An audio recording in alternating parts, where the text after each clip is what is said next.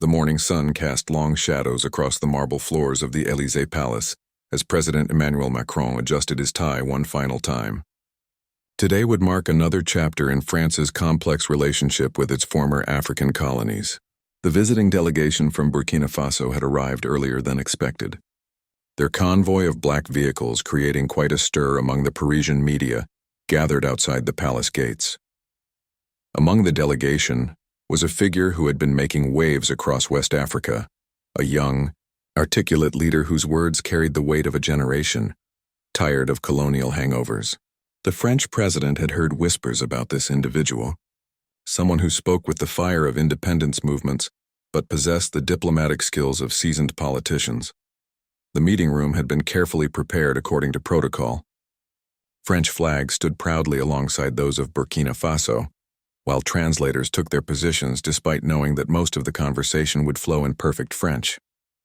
The irony wasn't lost on anyone present, discussing African independence in the language of former colonizers. As the delegations took their seats around the polished mahogany table, Macron opened with his characteristic confidence. He had built his political career on being direct, sometimes controversial but always compelling. His reputation for speaking his mind had served him well in European politics. But Africa was different territory, more sensitive, more loaded with historical baggage. The French president began by outlining what he saw as France's continued role in African development. His words were measured but carried an undertone that suggested France remained the key to African progress. He spoke of partnerships of shared history, of the doors that France could open for African nations seeking to modernize their economies and strengthen their democracies. The room grew tense as Macron's metaphor became clearer. He spoke of France holding certain keys to international markets, to European partnerships, to global recognition. His diplomatic language couldn't quite mask what many in the room heard as a suggestion that African nations still needed France's permission to fully engage with the wider world. The African delegates exchanged glances. Some had expected this kind of paternalistic approach, but hearing it so directly was still jarring. The younger members of the delegation shifted uncomfortably in their seats, their expressions betraying their frustration with what they perceived as outdated thinking. But one person in the room remained perfectly calm, taking notes with steady hands and maintaining eye contact with the French president throughout his presentation. This was someone who had come prepared not just with diplomatic pleasantries, but with a response that would challenge decades of assumed relationships between France and its former colonies. The moment was building toward something significant. Everyone in the room could feel it, the weight of history, the tension between old power structures and new African confidence, the clash between different visions of what post-colonial relationships should look like in the modern world. As Macron concluded his opening remarks with a smile that suggested he expected grateful acceptance of France's continued guidance, the room fell silent. The next speaker would either reinforce the traditional diplomatic dance or shatter it completely. The stage was set for a confrontation that would echo far beyond the palace walls, reaching the ears of millions across Africa who were hungry for leaders willing to speak truth to former colonial powers. The silence that followed Macron's speech stretched for what felt like an eternity. Then slowly and deliberately, Traoré rose from their seat. Every eye in the room fixed on this figure who had traveled thousands of miles not to nod politely at French pronouncements, but to represent a new generation of African leadership. Traoré's background was fascinating to those who had bothered to research it. Born in a small village outside Ouagadougou, they had witnessed firsthand the contradictions of post-independence Africa. Their childhood had been spent watching French companies extract resources, while local communities remained impoverished. Their education had taken them to universities where they studied the very economic systems that kept African nations dependent on their former colonizers. Unlike many African leaders, who had spent decades in European capitals learning diplomatic niceties, Traoré had built their reputation at home.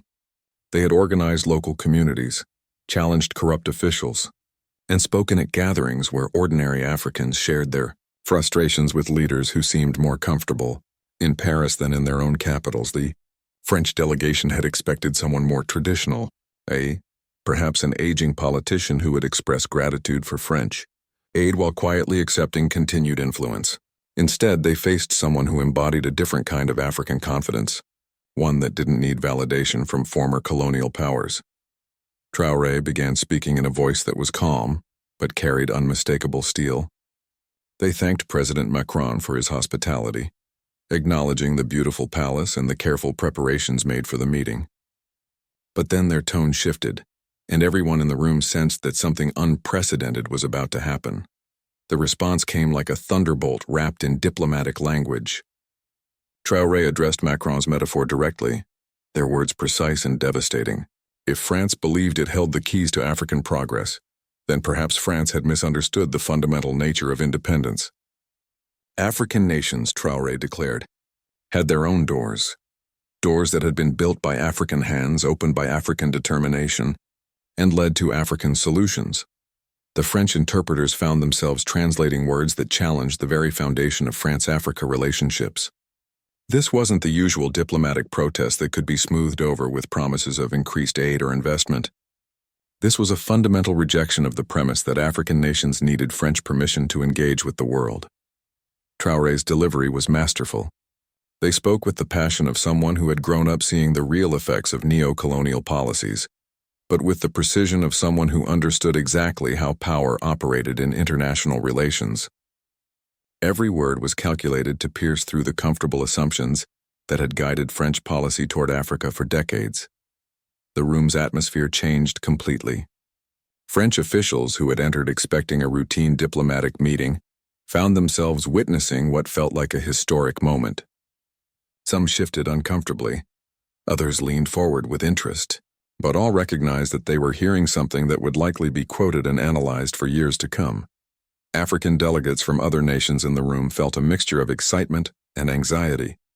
Many had harbored similar thoughts but had never heard them expressed so directly to French leadership. They watched their French counterparts' reactions carefully, knowing that the response to Traoré's words would signal how much the old relationship was really willing to change. The metaphor of doors versus keys resonated perfectly. It captured the essential difference between two visions of African independence, one that saw Africans as eternal supplicants waiting for European permission, and another that insisted Africans were the architects of their own destiny. The battle lines were drawn with remarkable clarity. President Macron's face revealed nothing, but those who knew him well could detect the slight tightening around his eyes. He had built his career on being the smartest person in the room, the one with the best answers and the most compelling vision. Now he found himself face to face with someone who wasn't seeking his approval or validation, but challenging the very framework of their interaction. The French president's advisors, seated along the walls of the ornate meeting room, exchanged subtle glances. They had prepared briefing papers about economic partnerships and security cooperation, not philosophical challenges to France's role in Africa. The careful talking points they had crafted suddenly seemed inadequate for the moment unfolding before them. Traoré continued their response, building on the door metaphor with devastating effect. They spoke of how African nations had been told for decades that they needed French keys to unlock economic opportunities, to access international markets, to gain credibility on the global stage. But what if, Traoré suggested, these supposed keys had actually been keeping African doors locked rather than opening them? The accusation hung in the air like smoke. French officials had heard criticism before, but usually couched in diplomatic language that allowed everyone to maintain face while changing nothing substantial. This was different. This was someone saying that the emperor had no clothes, and saying it with such eloquence that it couldn't be dismissed as mere rhetoric. Traoré painted a picture of an Africa that had been infantilized by paternalistic relationships with former colonial powers. They described young Africans who spoke multiple languages, created innovative technologies, and solved complex problems, yet were still treated as if they needed European guidance to navigate the modern world. The contrast was stark and uncomfortable. The most powerful moment came when Traoré addressed the economic arrangements that had defined France-Africa relationships for decades. They spoke knowledgeably about currency systems that kept African economies tied to European interests, trade agreements that favored French companies, and aid programs that created more dependency than development. This wasn't emotional rhetoric. This was someone who had done their homework. French officials realized they were dealing with a new type of African leader. Previous generations had often been educated in French universities, spoke French as their primary language of diplomacy, and understood their role within established frameworks. Traoré represented something different: African education, African perspectives, African solutions. The response also revealed something about changing generational attitudes across Africa. While older leaders had sometimes felt grateful for maintaining relationships with former colonizers, younger Africans increasingly saw these relationships as obstacles rather than opportunities. Traoré was giving voice to sentiments that were widespread but rarely expressed so directly in high-level diplomatic settings. As Traoré spoke, other African delegates began to sit straighter in their chairs. They recognized that they were witnessing a moment that could change how African leaders interacted with their former colonizers. The carefully maintained fiction that these were partnerships between equals was being stripped away to reveal the underlying power dynamics. The French media representatives allowed in the room began frantically taking notes. They understood that they were witnessing something that would dominate headlines not just in France, but across Africa and beyond. The age of quiet diplomacy and behind-the-scenes agreements was being challenged by someone willing to speak publicly about uncomfortable truths. Macron found himself in an unfamiliar position. His usual confidence was being tested by someone who refused to play by the established rules of France-Africa diplomacy.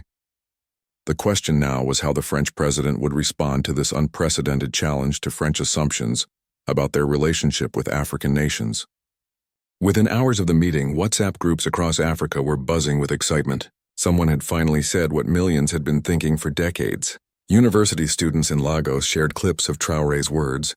Market vendors in Accra discussed the exchange over their daily transactions. Young entrepreneurs in Nairobi debated what it meant for African business relationships with European partners.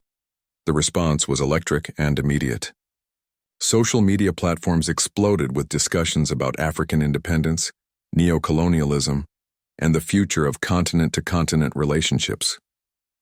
The hashtag Africa has its own doors began trending in multiple languages, with users sharing stories of their own experiences with paternalistic attitudes from former colonial powers. But the reaction wasn't uniformly positive. Established African leaders who had built their careers on maintaining good relationships with France watched nervously as public opinion shifted toward supporting Traoré's bold stance. Some privately worried that challenging France too directly might result in reduced aid, canceled contracts, or diplomatic isolation. French media struggled to frame the story. Some outlets attempted to minimize Traoré's words as the rhetoric of inexperienced leadership.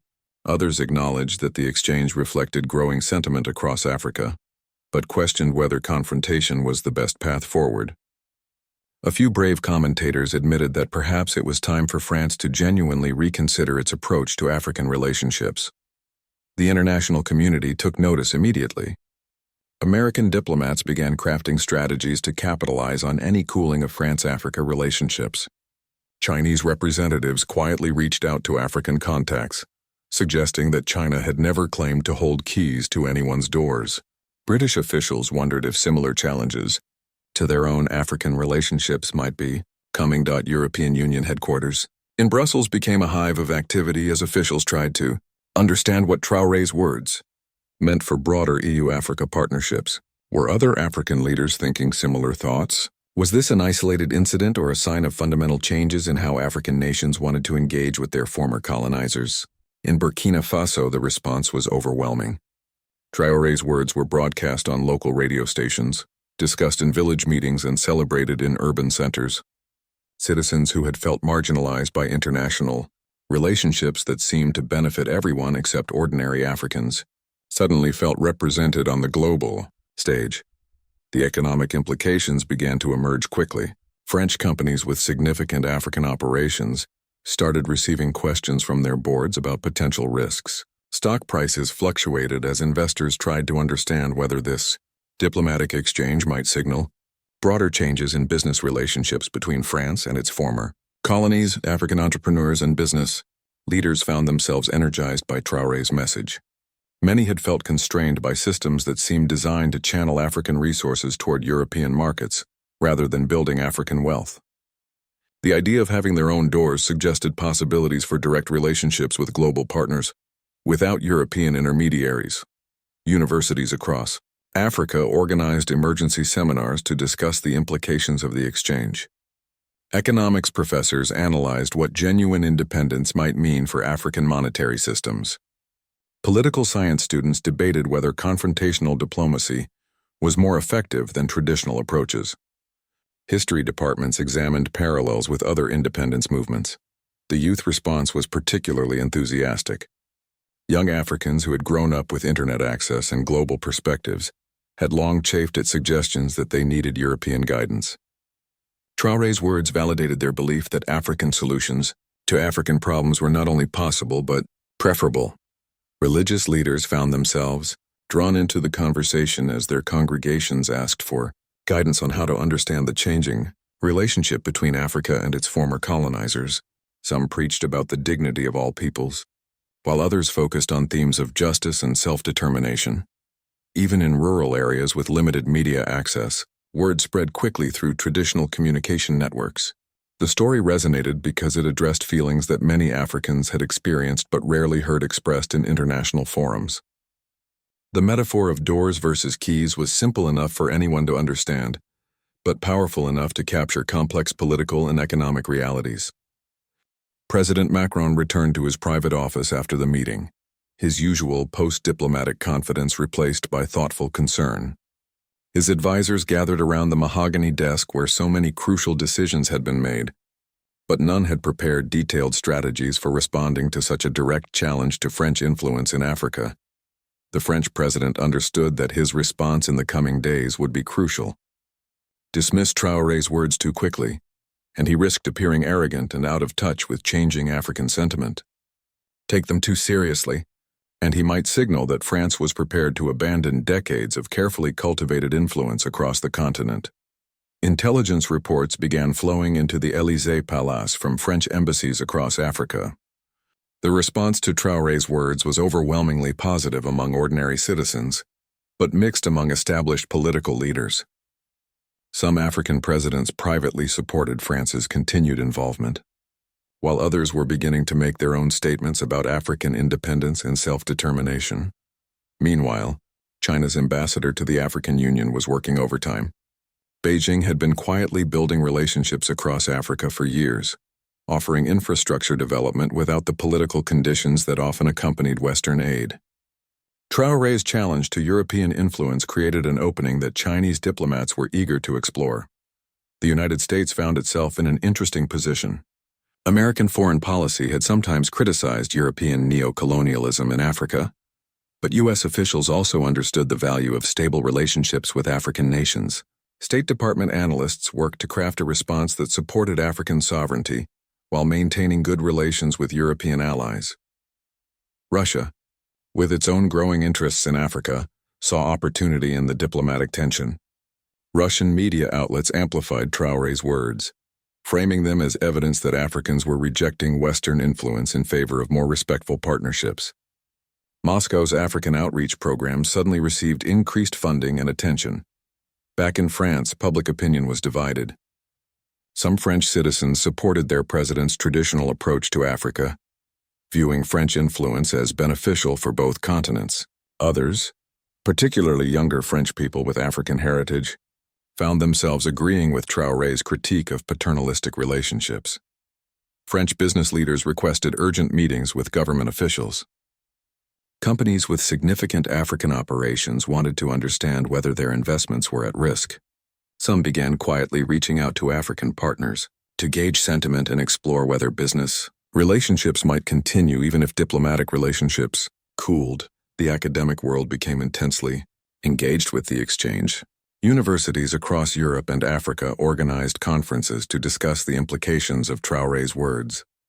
Scholars of post-colonial studies found themselves suddenly relevant to immediate policy discussions rather than merely theoretical debates. International development organizations faced uncomfortable questions about their own approaches to African partnerships. Many aid programs had been designed with assumptions similar to those Traoré had challenged. Development workers began reassessing whether their programs truly empowered African communities, or simply created different forms of dependency. The African Union called emergency sessions to discuss member nations' responses to the diplomatic exchange. Some countries wanted to issue statements supporting Traoré's position, while others preferred quieter approaches that wouldn't jeopardize existing relationships with European partners. Financial markets reflected the uncertainty. African currencies fluctuated as traders tried to predict whether political changes might affect economic relationships. French companies with African operations saw their stock prices vary based on investor assessments of political risk. Most significantly, other African leaders began testing their own versions of Traoré's message. Presidents and prime ministers across the continent started incorporating themes of African self-determination into their speeches. Some were subtle, others more direct. But the message was spreading that the era of automatic deference to former colonial powers might be ending. The global balance of power was shifting in ways both subtle and profound. Traoré's words had given voice to sentiments that existed far beyond Burkina Faso, creating ripple effects that would influence international relationships for years to come. 6 months after the historic exchange in Paris, the world looked different. Traoré's words had catalyzed changes that few had anticipated when they first stood up in that ornate meeting room to challenge decades of diplomatic convention. African nations began implementing policies that reflected their commitment to having their own doors. Trade agreements were renegotiated to favor African interests. Educational exchanges increasingly focused on South-South cooperation rather than North-South dependency. Currency unions were discussed that would reduce reliance on European monetary systems. President Macron, to his credit, had ultimately chosen adaptation over confrontation. After initial resistance, the French government announced new frameworks for African partnerships based on genuine equality rather than paternalistic guidance. The changes weren't easy for French officials who had grown comfortable with traditional influence, but they recognized that the alternative might be complete loss of African relationships. The transformation wasn't without challenges. Some African nations struggled with the responsibilities that came with genuine independence. Making decisions without European guidance required building institutional capacity that took time and resources.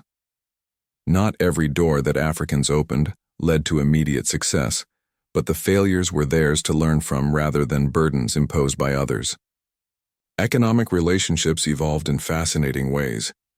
African entrepreneurs found themselves connecting directly with Asian markets, American investors, and Middle Eastern partners without European intermediaries. Some of these new relationships proved more beneficial than traditional arrangements, while others required careful navigation of unfamiliar cultural and business practices. The ripple effects extended far beyond economics and diplomacy. African universities began developing curricula focused on African solutions to African challenges. Research partnerships formed between African institutions and global universities on equal terms rather than as junior partners in European-led projects. Cultural confidence grew alongside political and economic independence. African artists, writers, and filmmakers found global audiences without needing European validation. African fashion designers, musicians, and innovators began setting trends rather than following them. The psychological impact of Traoré's words proved as significant as their political implications. Young Africans in particular embraced the message of self-determination. University graduates increasingly chose to build careers in Africa rather than seeking opportunities in former colonial powers. Brain drain began reversing as African nations created environments where talented young people could thrive at home. The international community adjusted to these changes in various ways. Some former colonial powers followed France's lead in developing more equitable partnership models. Others struggled to maintain influence through traditional means and found themselves increasingly marginalized in African affairs. New global alliances emerged as African nations exercised their independence to choose partners based on mutual benefit rather than historical obligation. Some of these partnerships proved highly successful, creating models for South-South cooperation that other developing regions began emulating. The story wasn't without setbacks and complications. Change is never smooth, and some African leaders initially struggled with the full implications of genuine independence. International relations became more complex when African nations could no longer be counted on to automatically support former colonizers in global forums. But perhaps the most significant change was psychological. Traoré's metaphor of doors versus keys had reframed how Africans thought about their place in the world. No longer did they need to wait for permission or validation from outside powers. They could open their own doors, walk through them with confidence, and engage with the world as equals. The exchange in Paris had lasted only minutes, but its effects would reshape international relations for decades.